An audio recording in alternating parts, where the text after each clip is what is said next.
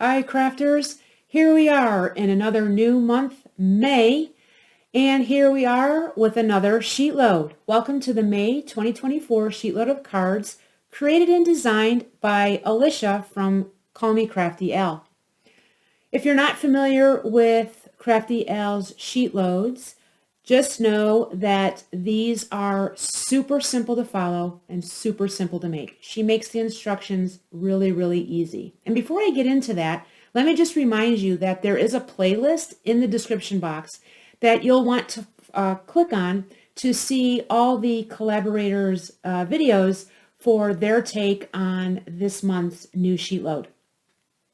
So as I was saying, the sheet load templates are really super easy to follow. And if you want your copy, you can head on over to Crafty L's YouTube channel. And being a subscriber, you will get your free printable.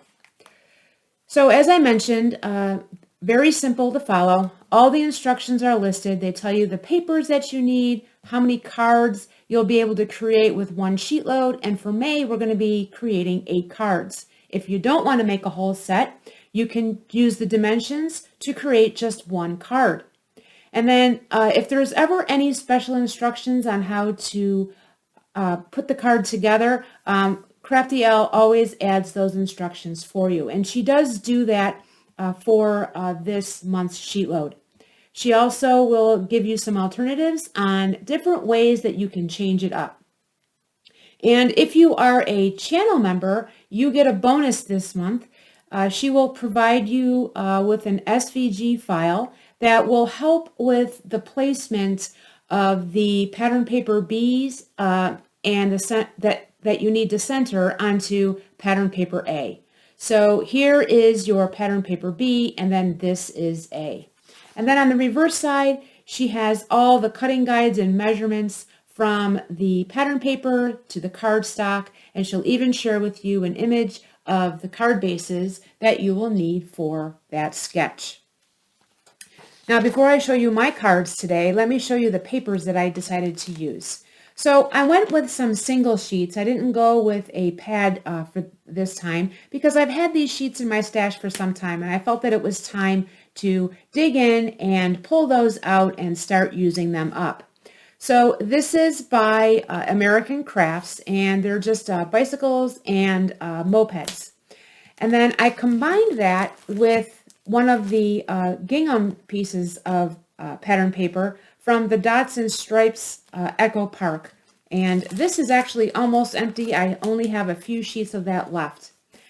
And I will also be using this cardstock that you see here for those strips for the card.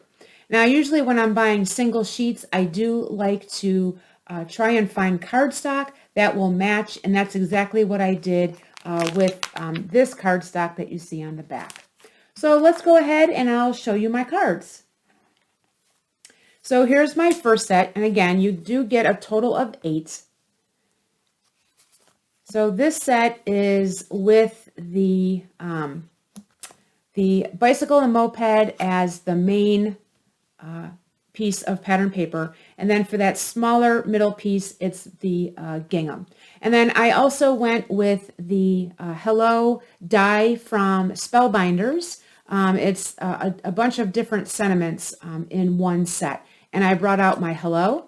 And then I added some, I used the pops of color from scrapbook.com to add some of that bling. And that's exactly what that looks like. Now, I did use a black card base, and because of that, I did line the inside with some white cardstock. Now, you can see on the edges here, my blade is getting kind of dull, so that tells me that I need to switch that out. But some people actually like this kind of design with their cardstock, and I think it's okay. It's not my favorite, but I was cutting the paper, and I really didn't want to waste it, so I decided to go ahead and add it to the inside of my cards. So that is my first set. And then my second set is just the reverse of the first. So now my gingham lays on the back, and then my moped and bike is in the center. And then again, I did the same thing with the hello sentiment. I added, for this, I added my pops of color in different places instead of lining them directly on top of one another in a row. And then you can see that that pretty light blue cardstock is used for those tiny strips. And I also did the same thing by lining the inside with white cardstock, so I can write my message or stamp a sentiment.